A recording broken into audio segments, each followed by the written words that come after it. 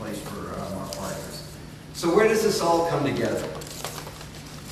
One of the things your virtualized storage environment needs to be able to support is what's next. Because your users know what they know. They don't necessarily know what's next. So you need some adaptability inside the boxes themselves. And one of the things we found out was that because of the work we've done in the area of replication and clones and the ability to trunk data sets of users into storage, right? We found all that out in the last decade. When virtual desktops came along, we had a whole set of tools we could use to do things like link clones. So if I'm going to deploy 1,000 desktops, and each person has a 2 gig image, right? What I don't want to do is go to Castigin and say, here's what I need for storage. I need 1,000 times 2 gig. Please, could you do that for me? What you want to be able to do is say, I know that out of that 1,000 users, 10% of them are pounding the systems all the time, right?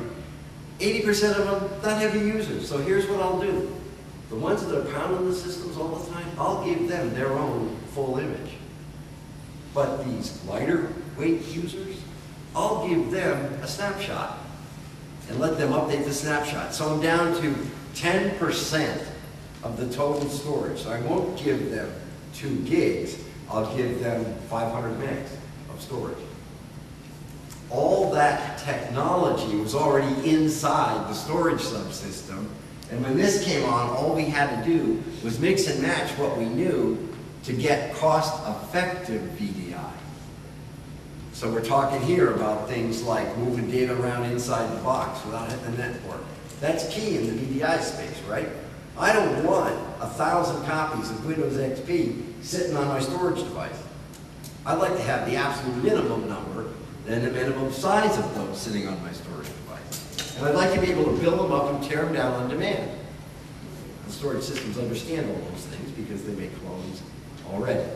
So all of this stuff about policy-based replication that we use to get high levels of availability for applications, whether it's Exchange or SQL Server or Oracle, we are now applying into the VDI space.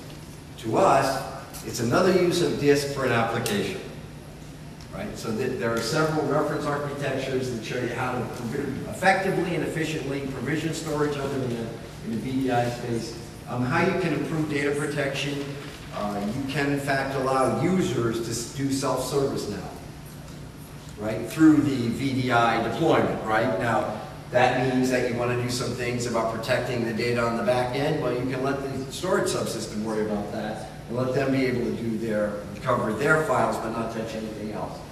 We talked about the tiered user groups. This is latency and connectivity. Can I support 1 gig? Can I support 10 gig for IP? So if I grow up my iSCSI environment now, I've been tremendously successful, right? My iSCSI environment is growing phenomenally well. I'm going to add some more servers. Oops. 1 gig, I ran out of some back-end throughput. How do I adapt my storage subsystem to go from 1 gig to 10 gig?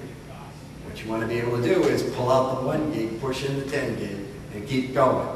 Again, uptime, availability, extensibility, that kind of stuff is now common inside storage virtualization systems. We talked about the snaps, we talked about most of that. Questions? Been through this. Yes, again, sir. This is probably very simplistic, but okay, I've got 2 Windows servers on 2 different processors. They're all the same. Okay. Yeah. And this one needs to be updated. I don't want to take it down, but I've got a copy over here. Yes, sir. How do we, and the people are on there, I can actually move it over here. I will update this one, move this one over there, and update that one, and then over nowhere. There are ways to do that. That's right. There are ways to do that. It's absolutely true. So we talked. One of the things that it's been a little hard for people like me to adjust to is I used to, in IT, I used to assume I had a window where I could do anything I wanted to the systems, right? I could basically put a sign on the door that said, "Gone fishing, I'll be back," right? Honest, I will.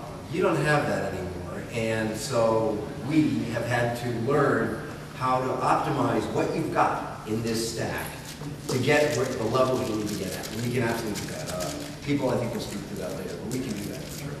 That's a... Didn't mean to interrupt this. No, you can, sir. I hope by now you all know you can't interrupt me. I'll keep going. Certainly the storage virtualization values, you want to be able to save money in acquisition. We talked about, you want to be able to thin provision, right? We know from our history that if somebody comes and they say, I need a terabyte of data, what they really mean is my prediction is that over the life cycle of this app, for the next 3 years, I'm going to go from 100 gigs to 3 terabytes. Because that's how they used to buy storage. They had one budget, and they had to use it or lose it. And they predicted, they look out over 3 years. Today, that's not true. So you can acquire only the storage you need to get started, and then hot plug as you need as you go out. Okay, so that's pretty key. The piece where people are addressing, I think, the most interesting applications is in the area of saving money on ops. Rough numbers, just to throw one out there. Rough numbers, a third of the IT budget gets spent on backing up data. I thought it was food. I thought it was food. That's 22%. Great, yeah, that's true. So a third of the budget's going to backup. There's a lot of money in there that you can look at using in a different fashion, and we're encouraging partners and clients to look at that space. Whether you're looking at making the storage subsystem do more work for me, right? So I can add more virtualized servers, put the ops characteristics into the storage subsystem, or whether they're looking at deduplication or some form of data reduction technique, whether it's archiving or whatever, to reduce the backup load. That's where the near-term money is for people to look at. We want you to save money on management. One pane of glass to do everything from provisioning to performance analysis. Those tools are now out.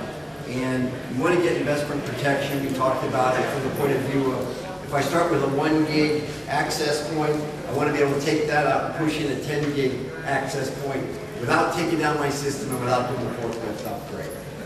That's investment protection in a green virtualized server environment. And thank you very much for coming.